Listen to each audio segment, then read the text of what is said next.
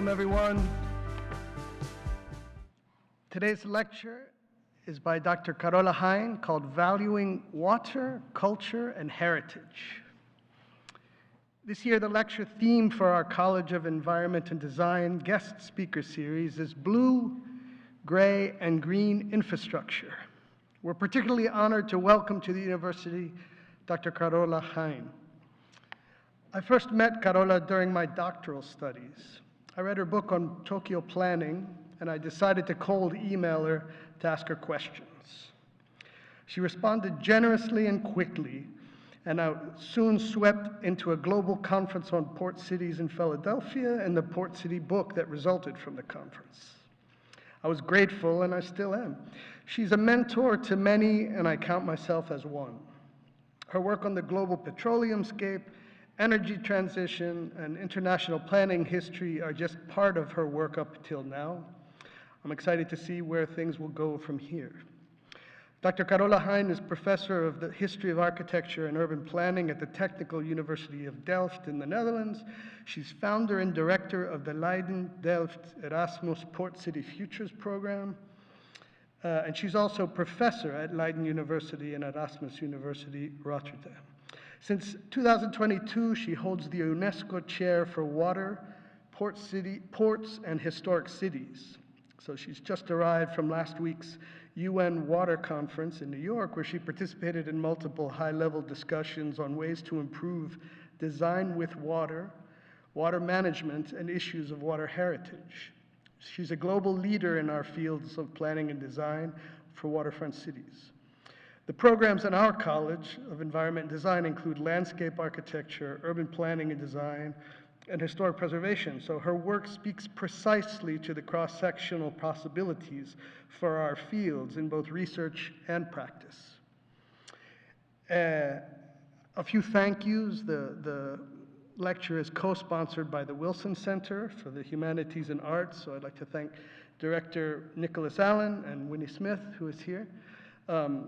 I'd like to thank Dean Hurt from the College of Environment and Design, as well as Bob Hughes, because this is also the college's H-Gore lecture.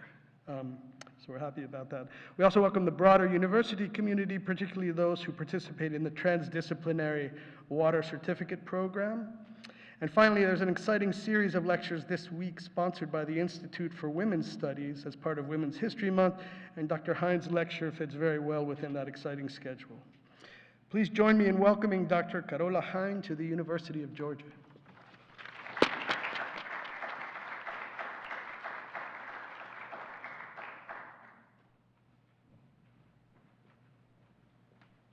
Okay. Thanks a lot, Stephen, for the kind introduction, and thanks to the Dean for having us here, to the Wilson Center. It's really a pleasure to see you all and to be in Athens, Georgia. Now, what I would like to talk to you about today is the kind of research I do, and I'm really putting it out there to say, let's discuss it. I'm not saying this is all right or this is how it has to be. By all means, no. Let's have a discussion and let's see where we are going. So what drives me and what my hope is that we can build cross-disciplinary, we can discuss this, disciplinary conversations with the goal to achieve a better world in some ways, to be more sustainable, to promote circular practices. So what drives me, and maybe I put that also out there, is what I'm doing is because I love to learn. And I teach because I love to learn, because when I talk to students, colleagues, everyone, there's always a back and forth, and that helps me evolve. So that's what I'm putting out there to you, and with this idea in mind, what we've set up, and Stephen already mentioned it, he's also involved from the international side in the Port City Futures Center.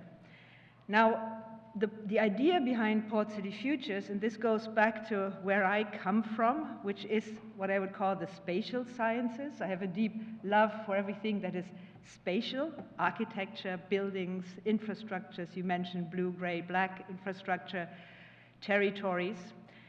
And the reason for that is when we talk to, say, economic geographers, they might say Tokyo, red dot, London, blue dot, right? But it really ends up in specific buildings and specific structures where we live, where we exist. So that's one of the reasons why, for me, space is important and needs more attention. And then this is really about the physical spaces. And I should say, I've been educated as an architect planner and then moved more into the history heritage field. So really cross-disciplinary teaching at Bryn Mawr and now back in an architecture school. Being back in an architecture school also means that for my students, I need to connect history, the past, to the present and the design goals of the future. So you can say it makes any long-term study, history, much more, it tries to find ways how to activate knowledge of the past for the present and the future, which is often different from how a history department, for example, would look at that. Now, this idea of starting with space, connecting it to society and culture is what drives us in the Port City Futures program. It's transdisciplinary. Delft is a technical university, Leiden is a complete university where we have anthropologists, geographers, and Erasmus is kind of the youngest of the three with much more a business mind, but there's also history and communication and culture. Now, the choice of Port City territories is embedded for me in the fact that they are really unique areas. They're unique spaces at the edge of sea and land, if we even want to call it an edge. There are places where for millennia goods and people have transited from sea to land and from land to sea. And because of this moment of transition, they have attracted lots of people into these areas. We have high density in all these coastal big cities, the port cities around the globe. They have thrived from the fact that all different types of people have usually facilitated the transfer of goods. And we can get into a discussion that there are colonial and other types of port cities, but that apart, their goal has been to streamline global exchanges. And that's very different, I would argue, from, say, capital cities. They have a certain resilience to them. I would say few port cities have died, another thing to discuss, because these different groups in the city have usually reused and retranslated these points of transition between one and the other. Now, if you agree with me, and we can discuss that afterwards too, that there is a specific character to port city territories, and then you might also agree, or we can discuss this, that port city territories are at the front of every sustainability thinking, of thinking about the future. Being at the edge of sea and land, they are the places that will see climate change, water-related flooding, drought, groundwater transformation first. So whatever port city territories can do to help us think about the future is very important, I would argue. Now, we do not necessarily have an understanding of what port city territories are, which is one of the reasons why we are looking for means to understand, methodologies to understand how people engage with port city territories. So one thing to do it is to ask, we could ask all of you when we came in, or maybe when you get out, take a pen and draw your port city. What sticks in your mind? What makes the city a port city? And it would be probably a different exercise if I asked you to map Athens, Georgia, or your way from home to the school. So we've done that also in an online open course, and this is one of the examples that came out of it by Cristian Moreno from Valparaiso.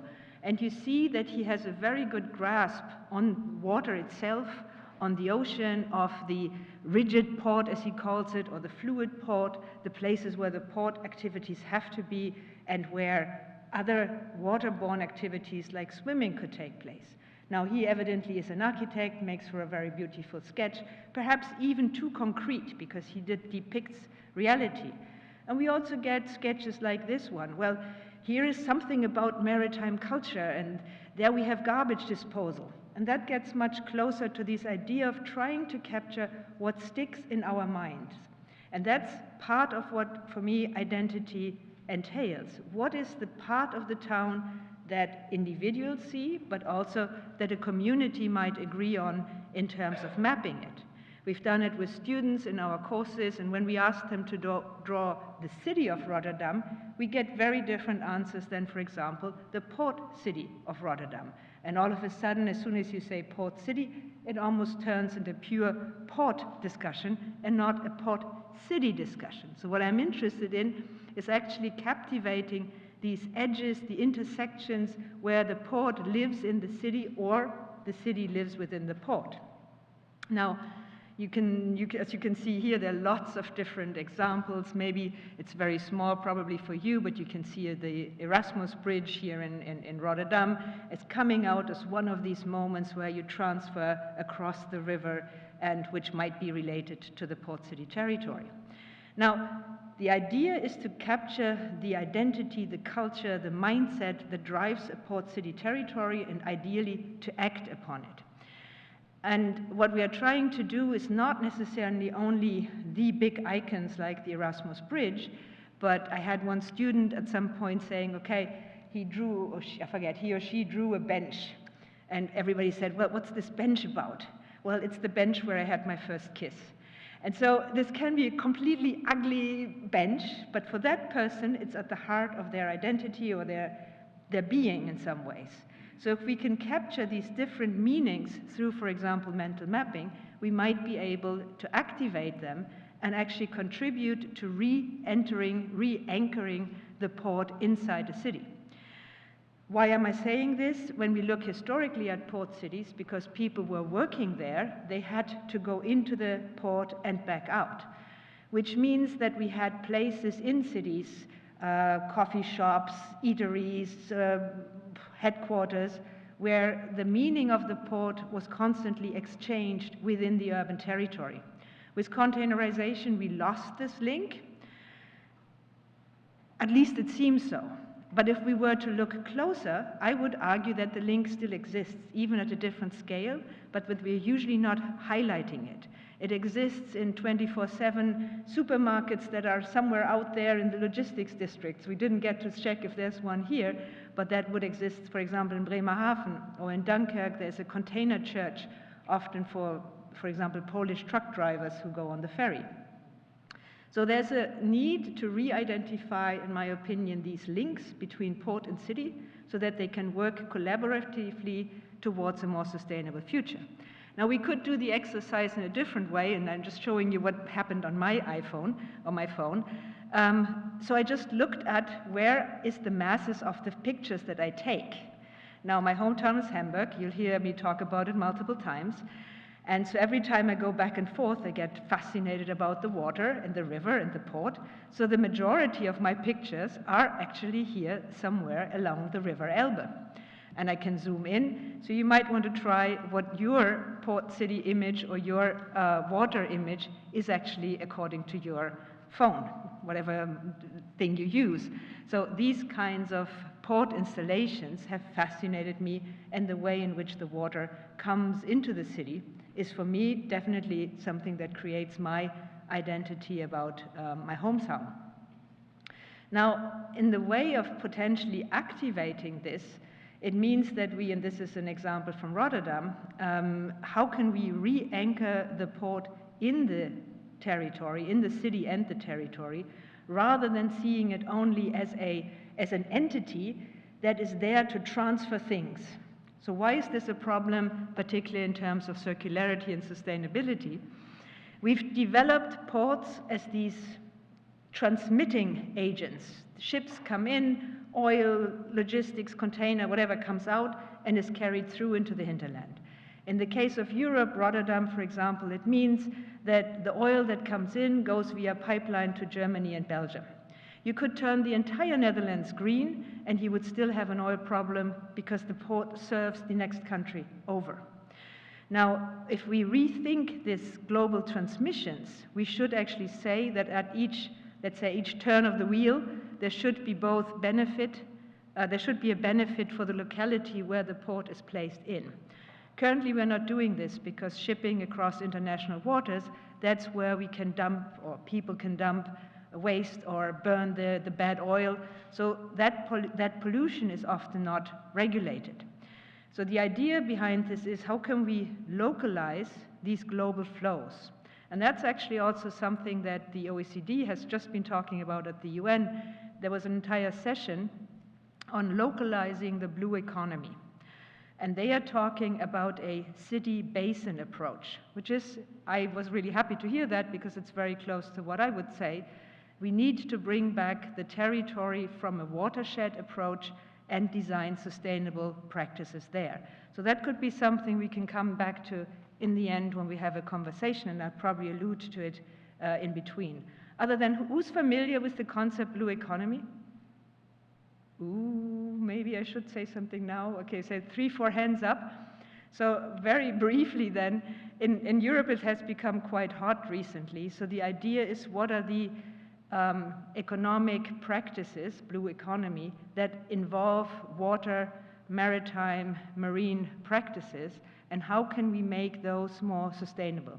So this could entail anything from windmills on the sea to 3D printing new reefs for questions of dredging and so on and so forth.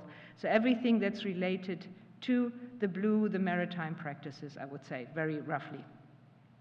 Now, in this look at the relation between water and land, between port and city, we are faced with the existence of structures. We are not building on a blank sheet. We have heritage, one could say. And this heritage, and this is a question that we've been struggling with because everybody uses the word heritage differently, we have to see what are the specifics, let's say, World Heritage properties that we have decided as humanity to protect. So that's a very different level of talking about heritage than saying, oh, the CO2 in the air is the heritage of the Industrial Revolution, which we also created. But then we would definitely not use the word protect, I assume. So the question is then, how can we think about the past in the ways that it influences the present and actually the design of the future? So we can say there are objects, there are landscapes, there are elements from the past we want to preserve as heritage, even as dissonant heritage, because we want to show that we had a discussion around it or that we had problems around it. But there's also, say, path dependencies, things that we've gotten into the habit of doing, institutions that we've set up and that continue to work the same way, that might shape our decisions for the future. If we have a certain setup, certain laws, they will not just go away. We would have to consciously undo them, rethink them, to come up with new practices. So the idea is to, at least for me, it's important to say what is history, what's heritage, what do we want to continue, and, well, what do we want to discard? So in that context, we've been thinking with this kind of dualities. We have benefited, for example, from industrial development, but industrial development is also a heavy burden on our port cities. We have benefited from mobilities, and since Corona, we all get even more parcels delivered to our doorsteps. But which mobility primes? Is it the mobility of the Amazon carrier and the last mile, or is it the mobilities of care or the kids playing in the neighborhood? So those are the kind of dualities we have to carefully think through and make value-based decisions. To make this a bit more obvious, perhaps, Rotterdam, huge economic driver of the country, of the Netherlands, but it's also the most polluting port in Europe. It's the biggest port in Europe, so this shouldn't be coming as a surprise. Now, the thing here is that the port is not, or the pollution of the port is not staying within its boundaries. We always have these nice fences around ports, right? You've probably seen them in Savannah too. But the air travels across. So this is a map. I love this website. It's called windy.com.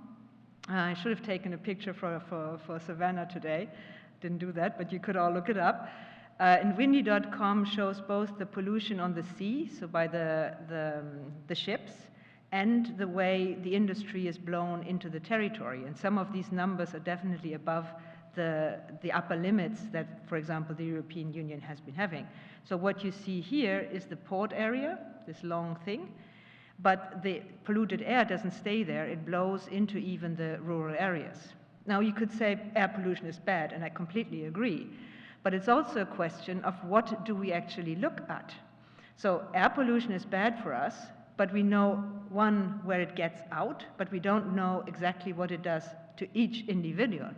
So strangely enough, this area where the dot is has a very long life expectancy. So there must be other factors that counterplay the diseases that can come with air pollution. And one of them is higher incomes. If you have high incomes, if you have higher education, if you have access to fresh food, well, all of these things probably balance out or help balance the impact that air pollution might have. So this area is called Pernis. There's another area called South Rotterdam South, where you have a lot of immigrants living. There the life expectancy goes down.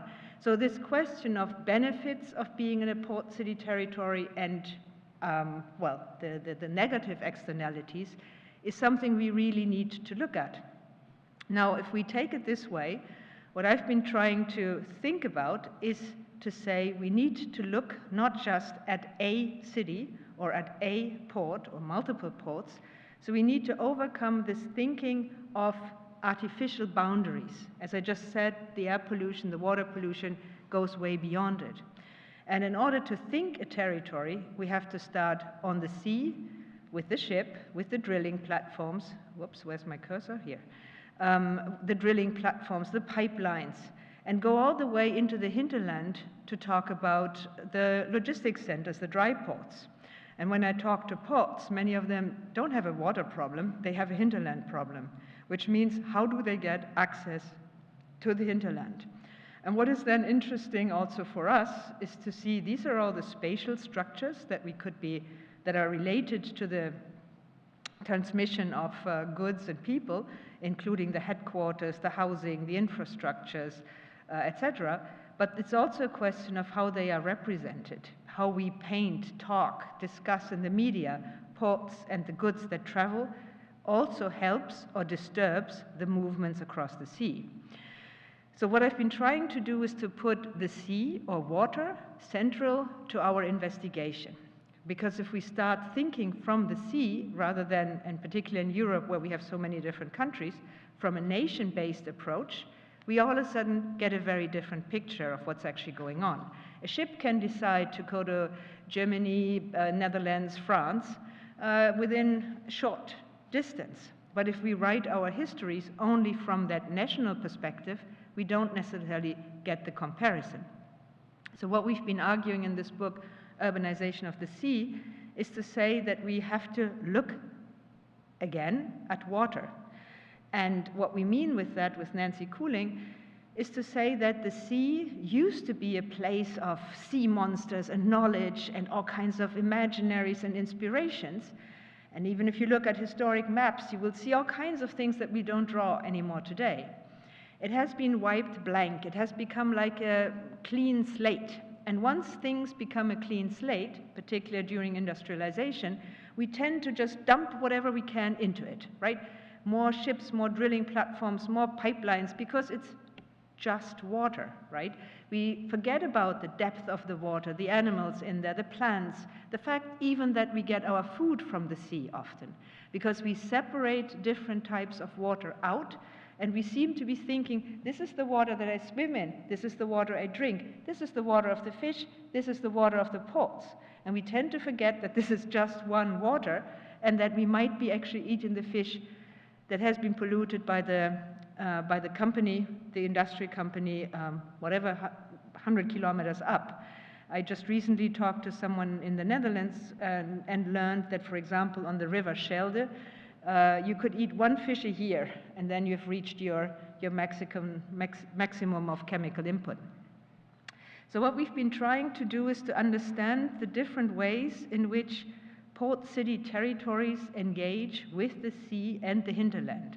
So taking the mapping to a point where you both have the sea and the land, not necessarily equally, but to say we can study each location individually, Hamburg, Rotterdam, London, but then we get stories of each site and not necessarily a networked approach. And I'm trying to talk specifically around the world comparative, because it's not really the point of comparing. It's the point of understanding that these sites exist in the same realm of shipping.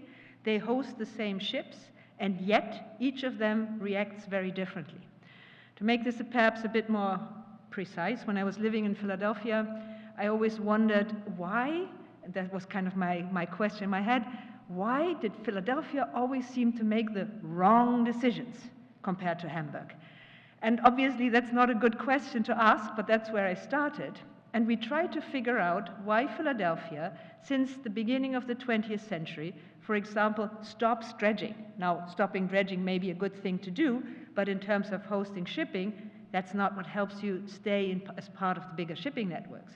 Hamburg continues, and it goes on and on. In 2011, Hamburg is building its, don't quote me on the date, this third cruise ship terminal, and around the same time, Philadelphia decides to stop cruises.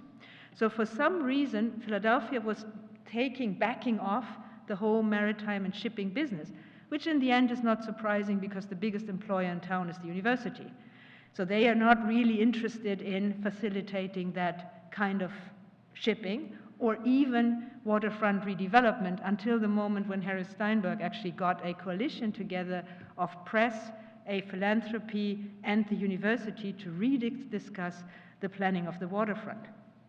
Now, we've been arguing that we can use mapping as a gap finder. And what we mean with that is when we look at, for example, port cities in this way, we have all kinds of ways to do it. We can look at a moment in history like 1300 and we compare different scales. Or we could look at the same location and go from 1300 to 2020 and look at it the same place through time. What we opted to do is to say, let's look at the development of the port through time and space and try to capture the entire port city territory. And let's see what this tells us about the different locations. So when we look at Rotterdam, Hamburg, and London, well, maybe for what you can see from that distance, I can tell you, I will show you a bit more in a bigger scale, that each of them has a different form of port, and while they all host the same ships, different developments. In the case of Rotterdam, it's the port that leads. The port was there first, the city follows.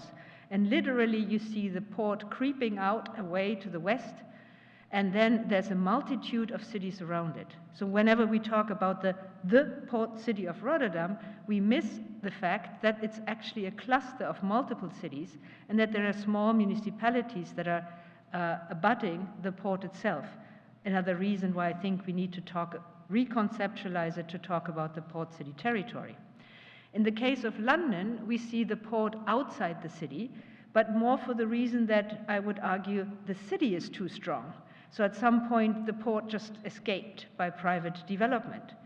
Hamburg is interesting because it has a tandem. Hamburg is a city-state, so the port was confined for various administrative reasons to stay within the territory, and you have a much stronger balance and request of the city to deliver value for the port. The port to deliver value for the city, sorry. Now, we've been taking this mapping approach, and just as a reminder, these ships keep on growing. They keep on growing in length, they keep on growing in depth, which means that all of these ports constantly have to dredge, and it may not come as a surprise to you that, well, just look at the scale of Venice, of one of the cruise ships, which have now been banned from the city of Venice because they are creating too much trouble. Now, the book that we are finishing is called The Port City Atlas, with the idea, let's look at the European coast and the way shipping has shaped the coast itself. So we've now selected 25 of the leading ports in each of the 4 seas, so Baltic, North, Atlantic, and Mediterranean, connected it to heavily urbanized areas, and have tried to figure out what's going on in these territories. And you see all kinds of different patterns of engagement between sea and land. Like here, you would have a port that aligns all this area here this is Lisbon, but also little red dots for the ports on the other side. There have been some surprises for me, for example, in the Mediterranean. Out of the 25 leading port city territories, 13 are in Italy. So it's no wonder if Italy comes up with new port planning strategies, for example, creating clusters where multiple ports are under the same administration. But it also means that in this mapping, a Venice, and I'll show you Venice in a moment bigger, a Venice has a very different challenge to face than Genova or Messina or Naples or any of the other cities that we see here. Genova, for example, has only one hinterland access. Now, you can see that this is a long process, and that's also why I'm showing it to you. So we've been working on this for a couple of years now, even to the point, what kind of visuals should we use? We had this lighter colors, we've turned it into darker colors, trying to get people to understand this not only as a scientific process and a map, and maps I know are difficult to read, but something that could catch the eye of any user, hopefully, also bringing in which of these territories have hospitals, universities, where are the World Heritage Sites? Because I do believe that we can understand this relation between water and land, between port and city, also in light of the kind of institutions we have. For example, I would argue that what we often call the tropical hospitals in Europe, or the colonial tropical disease hospitals, they are usually in port cities because that's where these diseases came in. Now, you can find all kinds of patterns. For example, Dunkirk is often a 180 city. All of the port areas blocks access to the sea. And that's a question for many citizens in Europe today, and particularly in Corona times.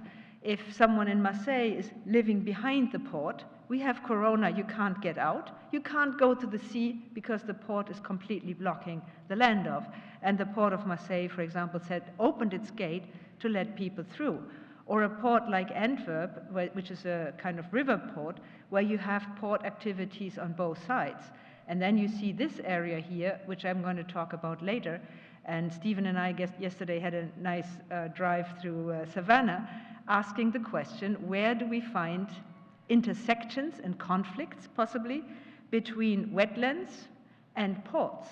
And to what degree did, for example, wetlands come into existence because the port needed expansion land? In this case, the port basically said, hold on, we won't develop. It preserved nature, you can say, it preserved biodiversity, but for the goal of being able to extend in the future. So they emptied out an entire village in that area and have now decided to not extend, so people in principle can go back. So these are now the latest color patterns of the book, because we've been working with a designer who's kind of taken it over. But what's interesting to show you here is that this argument that we need port city territories is what we are trying to show here. And I don't say this is the perfect cut of a port city territory, but at least it gives an insight on not only on the port and the city, but also on all the infrastructure, the access route in the background, the big, say, airports, the wetlands, what in Europe we have is Natura 2000 sites, so the preserved nature areas. And it actually tries also to give the depth of the sea. So we have, for each of these maps, we have the type of ships that goes through, which is important because if you channel oil or you channel containers or you have industries in the port, you have different types of pollution. So those are the kinds of analyses that we hope people will do afterwards. You still see my sticky notes in here, so this is really taken from the last drafts before it gets published. And we have the size of the city, because the relation between port, city, land, water also depends on how many people are actually there, and it depends on the territory and the height, the section that we actually have. So you could always joke, or we were joking just before, about planning as a discipline, which is based on plans, which are usually flat, and we were saying maybe we should have a sectioning field, because we really need to understand, also to understand water, what the depth is, because water has different densities, it has different layers. There are actually animals who will live on different layers in the sea, which we often don't see or forget about. So we see here again Hamburg as a river port with the port functions mapped out, with the existence of different universities, World Heritage sites, etc., etc. Or Rotterdam, or, and here's the case of Venice. Now, maybe just sticking with the case of Venice for a second, what do we see? So blue clearly is water. We see the historic city of Venice, and who has been there? Hands up. See, you all have been there. Have you been here? Yes, 1, 2, but probably much less people. So this is the port of Marghera, which is also has huge oil installations. It's bigger than the historic island, which is the World Heritage Site. But it shows you how closely the water of the lagoon, which is a very specific ecosystem with all kinds of natural plants, animals, etc., living there with a very specific water quality, which sustains the lagoon, the environment of the historic city and the needs of the port behind here are closely related. A colleague from architecture in Venice, Paola Vigano, once said, if you want to save Venice, you first have to save the world. And what she means with that, unless we address the problems of industrialization, of all the waste that we produce, of the CO2 in the air, we will not be able to stop climate change and sea level rising. Because even if we use technological solutions, so there's this levee, the Mose system that goes up whenever the water rises, that is a decision that we have made as humans to try and protect Venice. But A, it's hugely expensive. It's something like 200,000 or whatever euro every time this thing goes up. So how long can we even financially sustain it? Whenever we put it up, we will block the waters in the lagoon with the rivers coming in and the water patterns change. So the question then really becomes, what do we want as humans? How do we want to live? And that's what we are trying also to show through the Atlas. If we can recognize that it's maybe not so smart to have a big oil port right here next to the Venetian lagoon, and how can we actually change this? Back here to Lisbon, and Lisbon is interesting also because the section shows a very different pattern in the sea, which is what we are trying to capture. Now, each of these elements is being discussed now here for Rostock, or here, this is a little film they just made. Oops, ignore the sound. But it shows you the time of color proofs we've been making and that the designer has been taking on. Now, this whole idea of mapping as a gap finder, trying to understand in novel ways the relation between sea and land, is also at the basis of a new grant project that we've been undertaking, which is called the Bauhaus of the Sea Sails. And the Bauhaus of the Sea is a European program launched by von der Leyen, the president of the Commission, with the idea, what if we could make drops of new activities and put them in specific locations, in specific port cities, and see how these port cities would then evolve. So these are the drops, and these drops can be food. For example, if we said, you should eat local food, would you still support the big oil tankers coming through that same water? Or we are talking about blue elders, for example. How do elderly people live in the water relationship? And you can talk about the narratives of the past to whatever is happening today, with the idea that we should give meaning to our speakers for the non-humans. So there's a group called ZOAP, which is trying to establish or call upon each institution to actually include a speaker for the non-humans in their institution, to say, well, if we build this port, what does it mean for the life in the river or the life in the sea? And there's another part of the project so this is the multi-species assemblies, ZOAP, which is the idea of introducing this kind of a drop.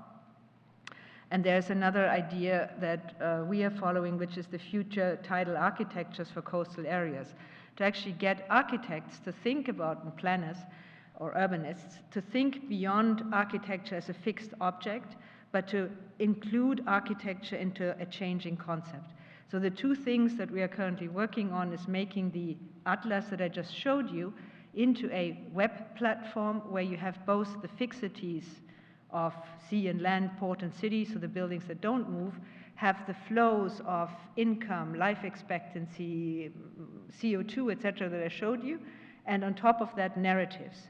With the idea, if they have local living labs or interventions, could we actually have an influence? And to show if this works in Venice, it may or may not work in Lisbon, but at least to create a dialogue between all of these different locations. So one of the things we are working, or one of the areas we are working on, is the drowned land of Sefting. This is the wetland area that I mentioned before, next to the port of Antwerp, which has been preserved, but it's really a matter of centimeters, whether it's above or below sea level. Now, the idea is to use these kinds of discussions to also generate for the students new projects.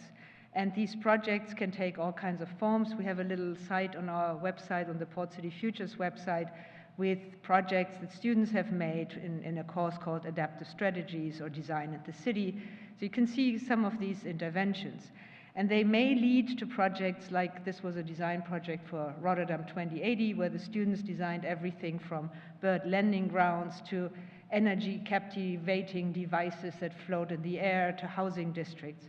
But the idea is to, if you understand the past in a different way, you can rethink the present and then launch long-term visions so that we can then backtrace and develop ideas on how to actually get there.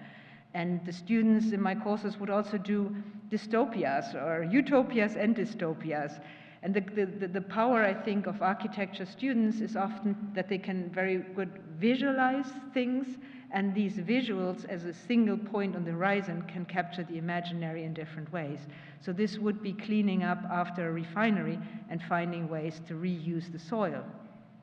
This was a project for Naples, which is really a port-city territory conflict where there's an oil refinery that is being closed down, and the port says we would like that site for logistics, and the city says we would like this site to reconnect our city. So you have really a crossing of interest, as I mentioned with the dualities before. And the port in the end said, okay, if you don't give us this land, we will put a container port in front of the World Heritage Site. So, and that's what the students then played with, having a new city in front of the Vesuve, which you see in the background floating on the sea. So what does it mean to live with water? What does it mean to have tidal architecture? So last year the students again worked on Naples. They developed a floating port. Others had fictional stories about flying logistics. Some of them were much more down to the ground and looked at how to reimagine oil tanks for housing or for other kind of purposes.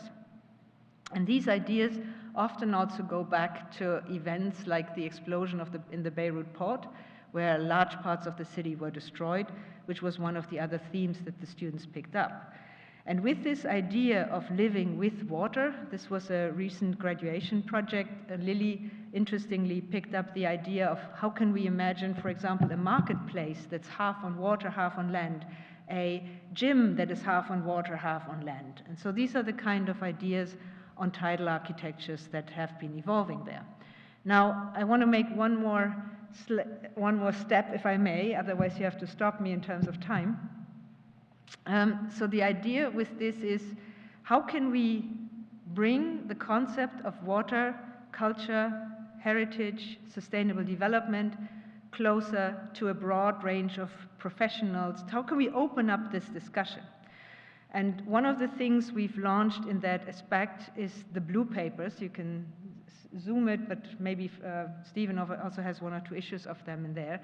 And that also is a way of saying, how can we rethink academic practice, at least in our field, by saying, can we have short articles, 1,500 words, rather than the 8,000 to 10,000 words we usually write for academic pieces? Pieces that are highly illustrated, where we can connect professionals and academics, that can serve like a kind of puzzle piece, where we say, everybody who's interested in this field, whatever your discipline is, give us some insights and let's put them together. Which has also led me to try and rethink, and again, this is an attempt, I'm not saying this is the final one, it's a way of saying, how can we rethink the SDGs, the Sustainable Development Goals, based on water, without saying that 2030 is only one point on the horizon. We will have 2040, 2050, etc. So what will the SDGs be at that point? And what have they been in the past? Because we have often lived more sustainably in the past, because we had to. We were sustainable by need. And now we need to find new ways to not only be sustainable by desire, because it's one person who wants it, but to really be sustainable by design. And to make it in a way where we are not only environmentally sustainable, but also socially and culturally sustainable. We can think about heritage practices, let's say the kanats or the whatever other practices of drinking water we had in the past that were sustainable, but maybe that required, and if it's in relation to Women's Day, asking the women to carry the water, right? So we would not want to return to that kind of practice. So whatever we can learn also from the past is not only there were good practices and we should repeat them, fine, there will be some, but they have to be modulated or changed so that they can actually speak to our contemporary needs. So with this in mind, we've been playing, and again, this is not anything final, but these are the two issues that are now out there. The third one is also there, only online but not yet printed. And we've been looking into all kinds of water-related practices that can help us rethink this relation between water and land, including port and city. But generally, what can we learn from, how can the understanding of Aztec floating gardens help us think about future water-based agriculture? What does it mean to think about law and heritage and water when we have conflicts between community-based laws and public laws coming in? So the articles bring together all kinds of different pieces. This is one, actually the one above here is one that I like a lot. It's mourning rivers. So the fact that we traditionally have had rituals around rivers is, I think, very important. But and one way is to revive and continue these practices. The other way would be to say, we have in this case a very polluted river. Let's reimagine, let's think about new practices so that people become more aware of the pollution that is the result of mining in this case.